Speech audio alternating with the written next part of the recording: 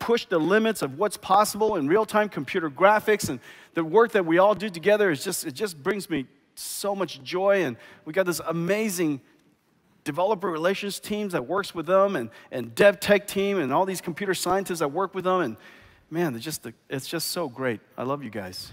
And in my 17 years here, Jensen, our entire team has never been more excited over a new technology, a new product, than with Turing. And also with the developer reception has been phenomenal, and we're just so pumped. It's really an honor to be here to, deliver. Kata, you know what? Games. I'm going to give every DevRel and every dev tech in our company a new Turing. Oh my God. Oh. Thank you. Wow. The number of people in that group, I'm sure, has increased by a factor of 10 since I said that. Okay, what's the first game we're going to talk about? So Shadow of the Tomb Raider is the first up. It's the latest and the release, obviously. Not much needs to be said. It's a super successful franchise. Just data-wise, it sold 65 million units, and it's going to ship the Shadow of the Tomb Raider on September 14th. This time, the game has Lara Croft going on an epic adventure in Mesoamerica and South America. Just one thing to note, a parallel, Lara has a long and illustrious history. And actually, in many ways, Lara and Nvidia has grown up together because we both never thought of it that way. Yeah, in the mid-90s. Yeah. And in fact, Jensen, it happens to be the first game I played when I bought my first Riva 128 in 1990. I was 30 when she was 25. Grew up together. So yeah, so we work for Crystal Dynamics, Nixies, and IDOS Montreal, and we're excited to be able to show it. And now what we're going to feature, we're going to show just a little part of it. Then later, there's an after show, and the developers are going to talk to you about all this. You're going to be able to see all this stuff. But we're going to show you just a few things about it. So one of the things, of course, Lara Croft, you're in shadow all the time. It's all about shadows. And one of the challenges with shadows, as you know, they're just using traditional shadows. They're too crisp.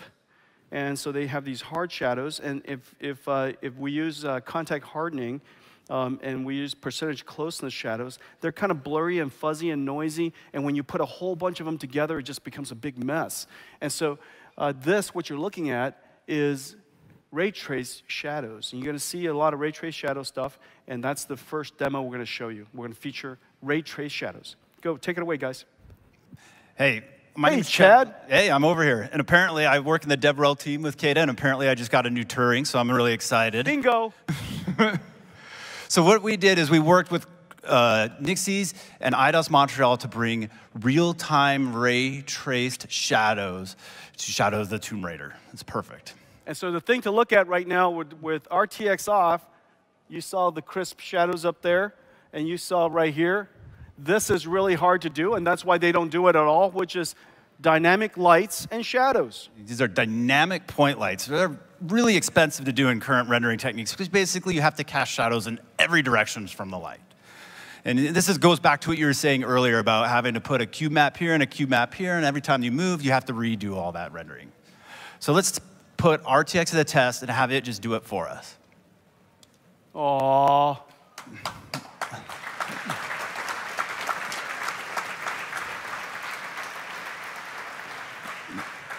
The beautiful thing about ray tracing is you turn it on. You know, when you turn on the light, it just does the right thing physically. And because we're tracing these rays physically, it should perform according to what we expect.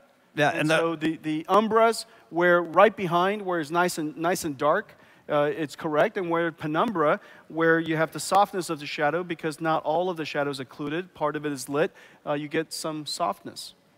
Yeah. Off and on. Wow. Now let's take you to, you were talking about some of those area lights earlier. You want to look at some examples of those? Yeah. Well, here's a big example. This is an incredibly lit scene. This whole scene is amazing. It's beautiful. And so what we have here is we have 2 cone lights and 2 area lights. Those area lights are basically rectangular shapes, the neon lights above the stage.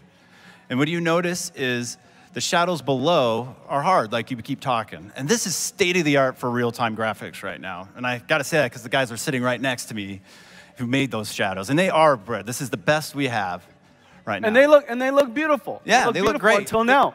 And the way that that's simulated, those area lights are simulated essentially as a couple of point lights. And that's why you see such hard shadows. Exactly. But if you simulate the area lights like area lights, because we ray traced it, and independent of where the rays bounced around, eventually, if it were to hit some part of that area light, it gets lit. And so ray tracing is a much more cost-effective, in fact, however, very difficult to do, way of doing area lights. And let's turn this on and take a look.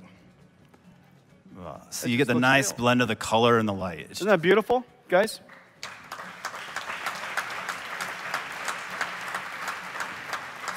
It's rather. And we can do whatever we like. We could add more area lights. We could add more spotlights. You can mix it all together without trying to fidget with it, without trying to figure out what is the definition of right. Right just looks right. That's another wisdom. Right looks right. And talking to the artists that do this, they tell me all great things about shadows. They're telling me shadow is another color to them. They love shadow. And they also told me that shadow and light is what they use to set the mood and tone of their environments. And so that's how important shadows are. And it feels like we just gave them a lot more depth for it.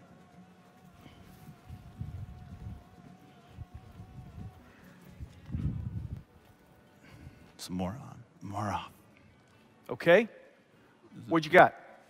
Well, we want to take a look at some more area lights that are very interesting. Let's take a look at one more shadow. All right. One more shadow. So this is kind of cool. We have the 3 area lights above, and we have hidden in shadow. You see this? Look, I can reach that. Whoa, whoa. That right there, that's the umbra. Okay. You want me to turn it on? No, keep going. And that's the penumbra just now. Okay. Okay. You see, that's the penumbra. No, keep it off. Keep it off. Okay. Yeah, see, that's the umbra. And notice how sharp that is. That's just not right. It should fade away. Okay, turn it on. There you go. There you go. Otherwise, it looks like another person on the ground. Look at that. The contact hardening just works. Leave it on.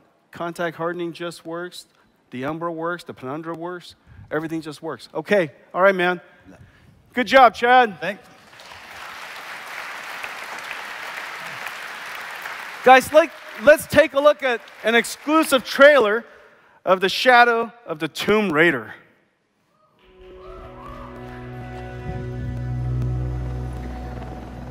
What is that?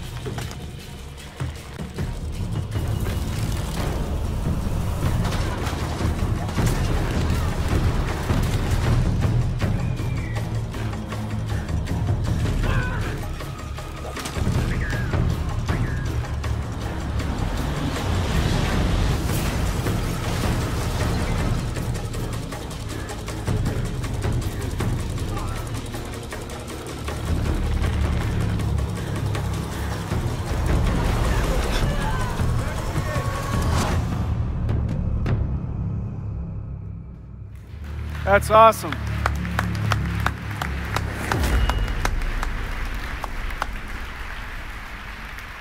I can't wait. That's going to be a wonderful game. All right, what's up next? Well, another blockbuster, and this time we have Metro Exodus by 4A Games. Oh, man. Yeah. So for those of you who don't know, it's the third in the Metro series. This is set to take place in 2036 in the post-apocalyptic wasteland of the former Russian Federation. You guys know this. It's been super successful. In just 2 versions of the game, they've sold 7 million units. And this one, Metro Exodus, is due out February 22nd of next year. It's going to be well worth the wait.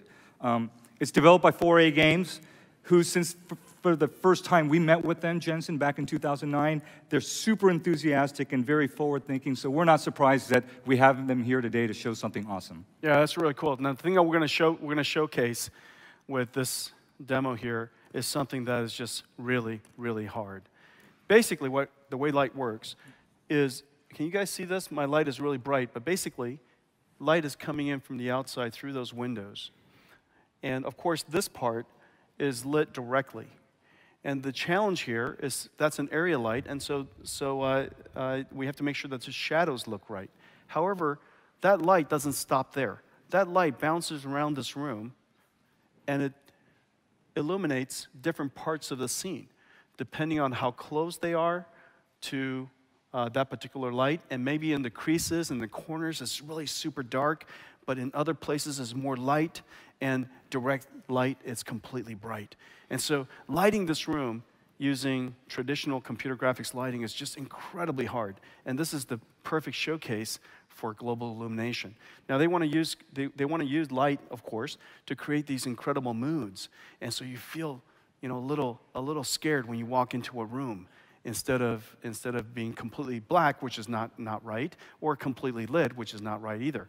And so global illumination has the ability to create an aura, a feeling, a sensation that is really photoreal. And so this has been something that we've been pursuing literally for a long time. This is a 10-year pursuit that we have finally been able to do, global illumination. Let's take it away. So Matt, this is GI on. And so just as I was describing earlier, the light is coming in through the window. It's bouncing around inside, and as a result, we're lighting. Look at that. That corner is darker. That corner over there is completely dark, and that light right above the windshield is nicely lit. It does exactly what you expect it to do, and it does it all by itself. Just put sunlight outside. Super high intensity ambient light. Put it outside and everything just works. Everything just works. Now you could do it the other way. No, go to direct light. You see this? This is the way computer graphics basically works.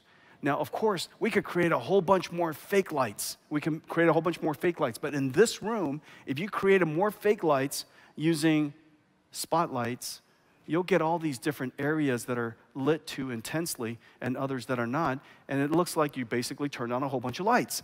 Now, what you could do, and what Matt did earlier, is turn on basically an artificial global illumination light, which is basically a fake ambient light. It's like somebody comes in here, and instead of allowing us to light this room with global illumination, which is happening right now from these monitors, like for example, I'm being lit by the monitor, and you guys are all being lit by this screen, this 4K gigantic, beautiful screen.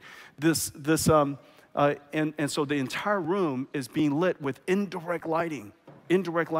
But here, because we can't do indirect lighting back in the past, as in yesterday, we had to put a fake light in here. It's like somebody comes in here and put a fake light and constant intensity, constant color throughout this entire room. As a result, the places that should be dark, like back there, isn't dark. The places that should be more bright is the same intensity. Okay, which is what you're looking at now. So this is wrong, and let's look at right. Look at that. Delightful.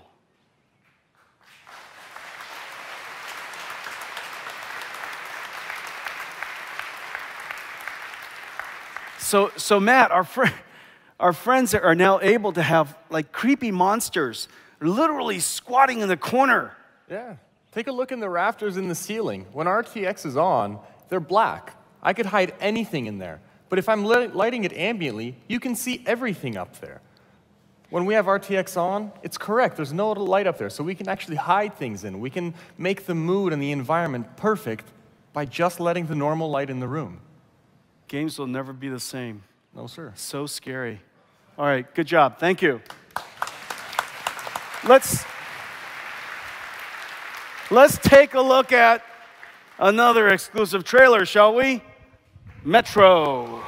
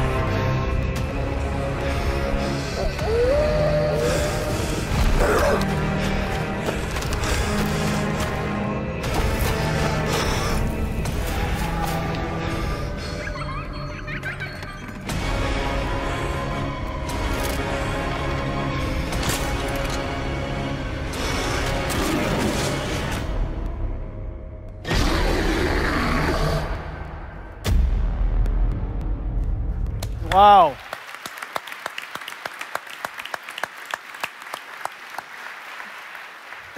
That is incredibly scary. I don't think we have enough arrows.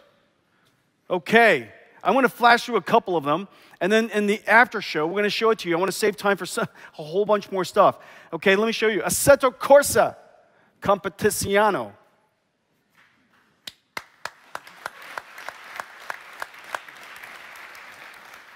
That's Italian.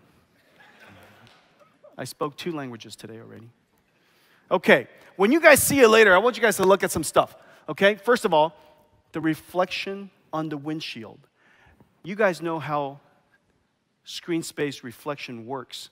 If it's not on the screen, there's no way to take that image and reflect it onto the surface. And as a result, look at the glass on top. You see that car? You see the Ferrari up there? It's reflected on top.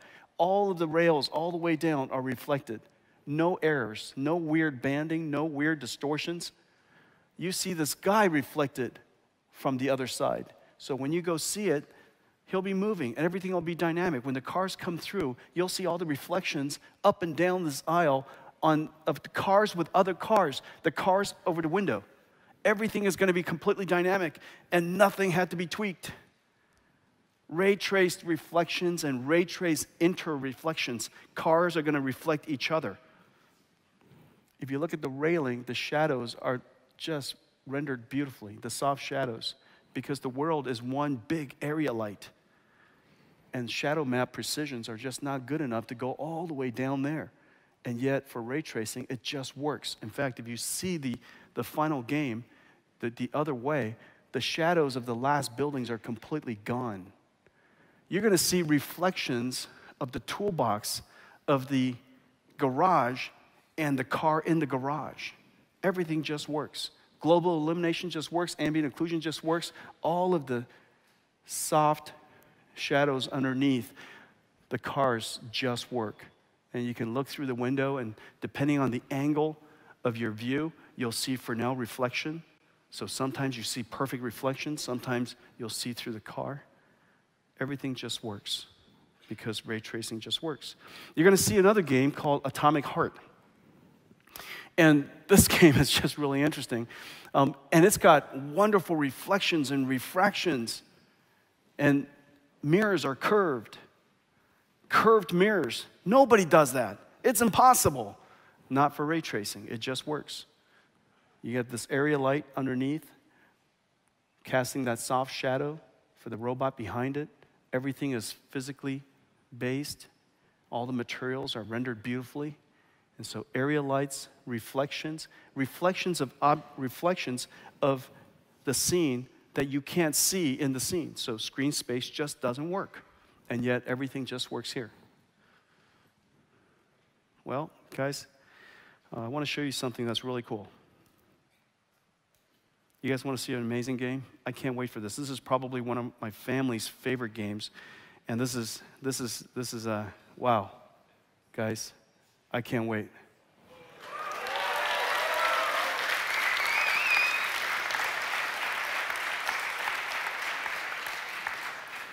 I think we have with us Jonas and Christian from DICE.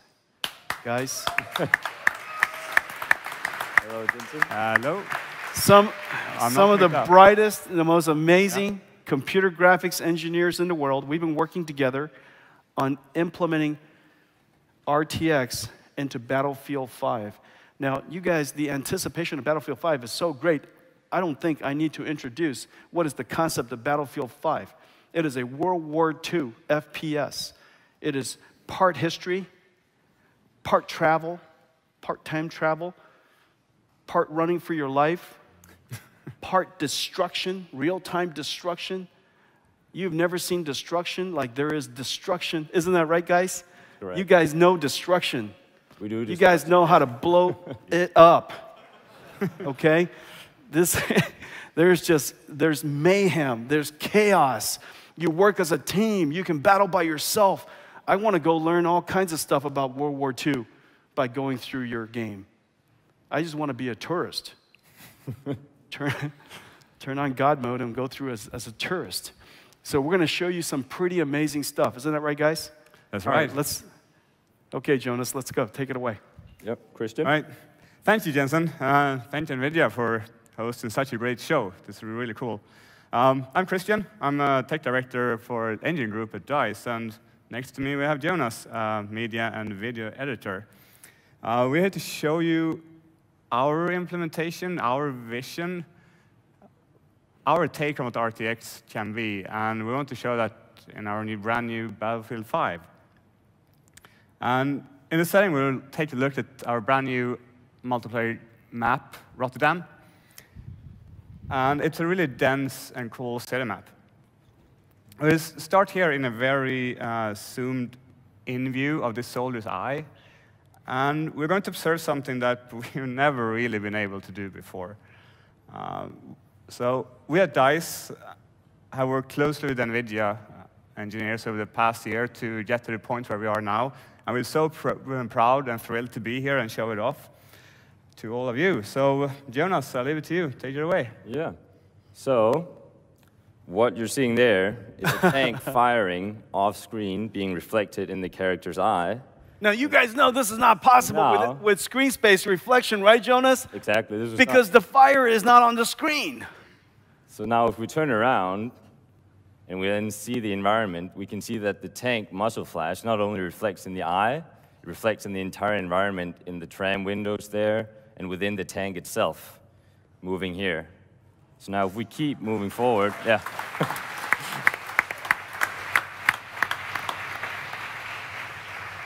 That's great.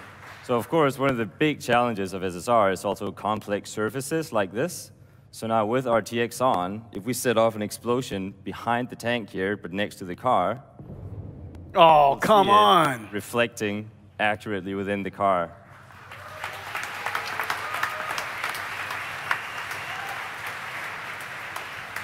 That's impossible. Of course. How would you do that with RTX off? Yeah, how does that look? Like this here. So let's, yeah. Wow, that looks incredible. And it's, of course, it's updating dynamically, everything. Reflections will never be the same again. Look at the reflections off the ground, guys. It just. Yeah, so you can see. Wow, it just happens. With SSR, if it's in the screen space, you still get some of the reflections upon the car, but due to the nature of SSR, it disappears as it goes away. But because ray tracing just works, you just get the expected result, how you'd think you would see it. So the next thing we have to show you is the big, scary crocodile tank, the Churchill. And if we make that one shoot, it's flamethrower across the scene here. Then we will again see that reflecting upon the surface and on the soldiers battling it out here in Rotterdam. So now if we look down in the ground with RTX on, we'll see the flame, we'll see the soldiers moving, we'll see everything. And now if I turn RTX off, we lose everything. We lose all the detail, all the context of what's happening in the scene. But with RTX on, you just get a much more cohesive image and a better understanding of what's happening around you. So one thing we also pay particularly much attention to in Battlefield is just the weapons, accuracy, making sure the smallest detail is correct. And you can see even there, the flames are reflecting properly in the wood of this gun here and in the windows in the back. Now if I turn RTX off again, you lose all this detail. So, yeah. Wow. Really cool. Now, Jonas, what you guys have done is all of your guns, all of the objects are modeled physically. Exactly. It's physically based. And so the gun has wood, which is diffused, is a dielectric material. You have metal, which is reflective, and the metal has substructure in it, microstructure in it, so there's some roughness in it. And so without doing anything at all, because it's physically based, we shoot a ray into that scene. It intersects with a triangle on that piece of metal on the site, and it figures out, I need to boink, generate another reflection ray, and it traces its way to the flame, which is coming by, and when it comes by, it accumulates on the surface, it shades it perfectly all by itself. Ladies and gentlemen, the magic of ray tracing. Exactly. And there's more. So what you see now are objects that are really close by, but ray tracing works for more yet. So up here, we've got two C-47 airplanes. They've been shot down. They're crashing with their engines on fire. So now if we go over to the car here, and you can also see the flame reflecting in the car nicely over there. So if we keep moving forward and then look down on this reflective car right here, we will still be able to see the plane. If we move back here, we can see the plane reflecting in the car. If I move this lens flare. Wow, your lens flare works right good. There, yeah. And then with RTX off, I love it. Everything of it. Yeah, look at that. We can keep moving forward. Wow.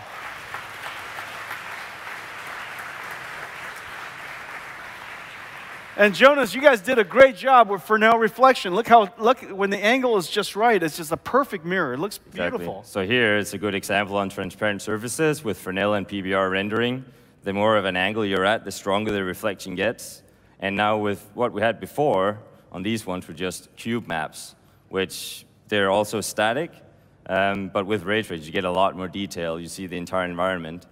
And of course, as I said, the old school cube maps, they are also static. So say that we were to destroy this building here, make a tank shoot it, with ray tracing on, you'll be able to see frostbites and Battlefield's destruction system within the window, moving dynamically. And now, to end it all off, RTX, I mean, it works on the entire scene.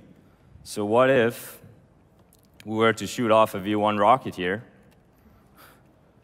and zoom out, get a good view of the entire street of Rotterdam, and then take a look at the windows, all the places that you would expect to reflect. For now, turn up the time again, and we just wait patiently for the V1 to hit the ground. And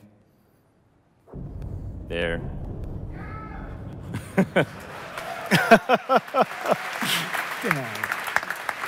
That's awesome. That's great. Good job, you guys. Good job. That's really great.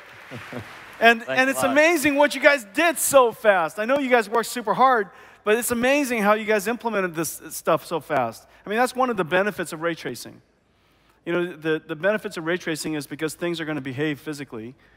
You should be able to turn things on. If the rest of your system and your models are done properly, you could turn these effects on relatively easily. I mean, it still takes a great deal of great engineering, but comparing to doing it the traditional way of arting everything into existence, the amount of engineering that has to be done is just significantly lower going forward. You know, hopefully, using the laws of physics, when you guys create a scene, things would just look right and behave accordingly. And so this is really just such a great achievement. Wow, things are still falling apart. Yeah. I've never given a talk in total destruction before. You guys do destruction great. You're great at destruction. That's a lot of pent-up anger there, sir. Lots of great destruction. Okay, you guys made an amazing trailer. Let's take a look at it.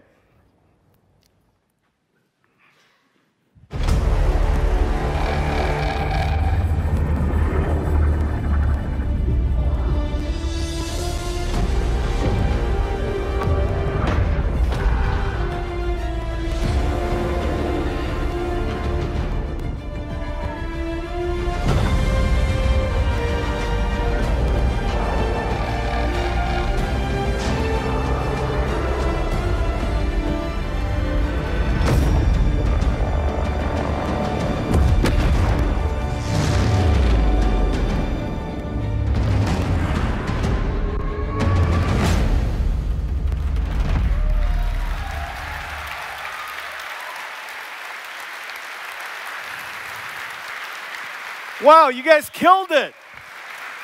You guys killed it. Real-time ray tracing, Battlefield 5. And we have a great surprise for you today. Battlefield 5, open beta, September 6th.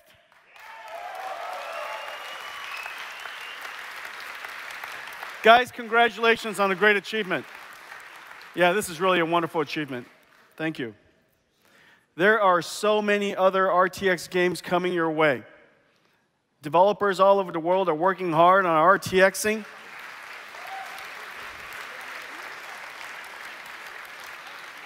We're going to have all kinds of amazing games coming your way. Well, I guess your question is this. What are you going to run it on? What are you going to run all these amazing games on? Well, let's show it to you.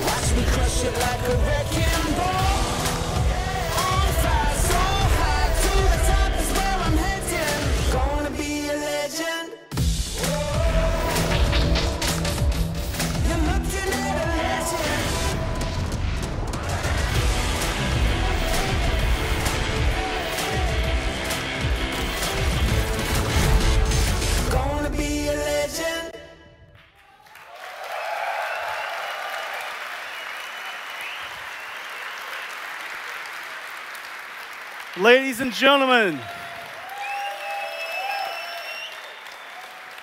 10 years in the making, the Geforce RTX 20 series, computer graphics reinvented. Isn't that beautiful?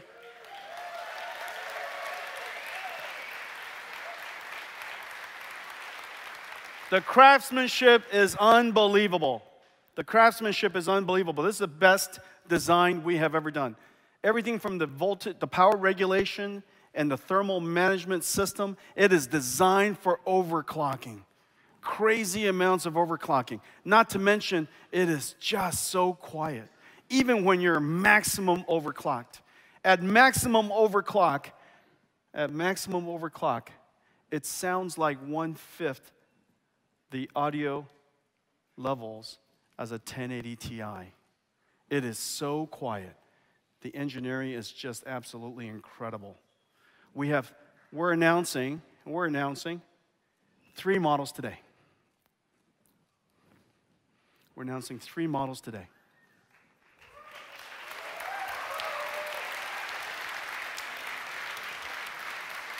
The RTX 2070 with 6 gigaраys per second, 5 times that of a Titan X. 5 times that of a Titan XP. 45 trillion RTX ops per second. 45 trillion RTX ops per second. That is several times the performance of a Titan X. 8 gigabyte frame buffer. RTX 2080, 8 gigaраys per second, 60 trillion RTX ops. About 6 times the performance of a Titan X for ray tracing, 8 gigabytes, and then the RTX 2080 Ti, 10 gigaраys. I love gigaраys. 10 gigaраys. Shoot as many rays as you like. Go crazy, just shoot rays. 78 trillion RTX ops, 11 gigabyte frame buffer. Starting at $499. Starting at $499.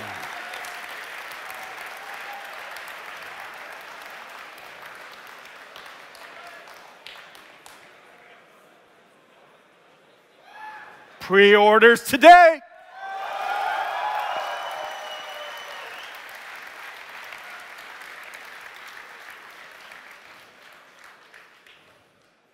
On shelf everywhere, September 20th.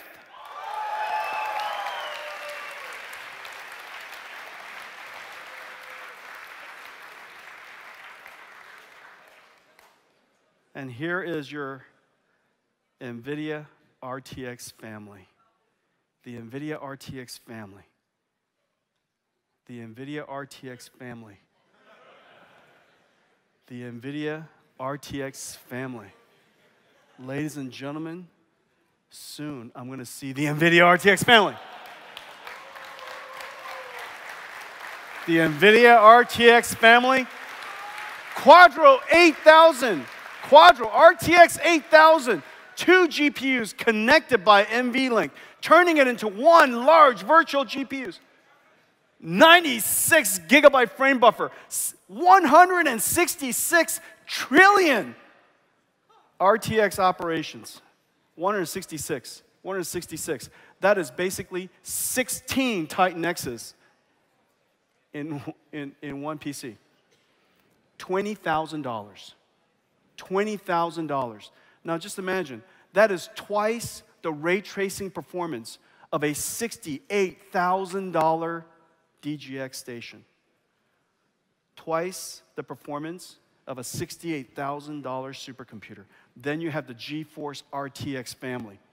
The 2080 Ti from $999. The 2080 from $699, and the 2070 from $499, and the 2070 is higher performance than the $1,200 Titan XP.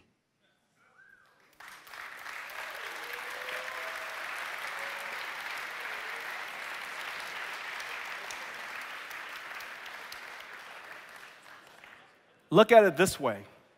I want you to look at it this way. Look at this. This is what they look like. The biggest generational leap in the history of computer graphics. Our beloved Pascal, the best GPU the world had ever seen, next to the Turing family. It is a shocking contrast. 10 years in the making. So, ladies and gentlemen, the RTX family. So proud of it. Well, that's our show. The Geforce RTX. Geforce RTX, the first to implement the Nvidia RTX platform, reinventing computer graphics using this hybrid rendering mode of rasterization and ray tracing, compute using CUDA, and artificial intelligence. Artificial intelligence that was trained using supercomputers. And all of those neurons and all of those weights from all of that experience then sits inside your PC, and it generates images that no possible software written by humans could do. And it generates beautiful images. The Turing, the largest generational leap in the history of our company. The most important new GPU we've created in 10 years since CUDA. 78 tera RTX ops. 78 trillion ops. Basically, changing things so dramatically, we have to change the way that we talk about performance. Because in the future, you're going to ray trace parts of the image, you're going to rasterize parts of the image, you're going to use post-processing on some of the image, and you're going to use artificial intelligence to generate all kinds of pixels that are impossible to generate otherwise. And the Geforce 20, the Geforce RTX 20 series, starting at $499, available everywhere on September 20th. What do you guys think?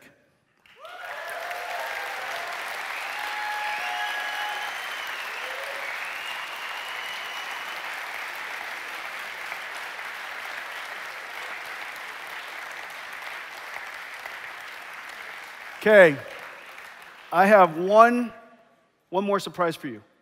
The guys did something. Well, everything is real time. It's physically based. All the materials are modeled properly. Reflections just work. Inner reflections just work. The lighting just works. Ambient occlusion just works. Area lights just works. Have I told you that before? Lighting, reflections, shadows, it just works. Everything could be dynamic. No cooking necessary, no art necessary. Just turn on the lights. Enormous amount of computer graphics capability then kicks in and draws the rest of it. Everything you see here is all completely in real time. Ladies and gentlemen, have a great Gamescom.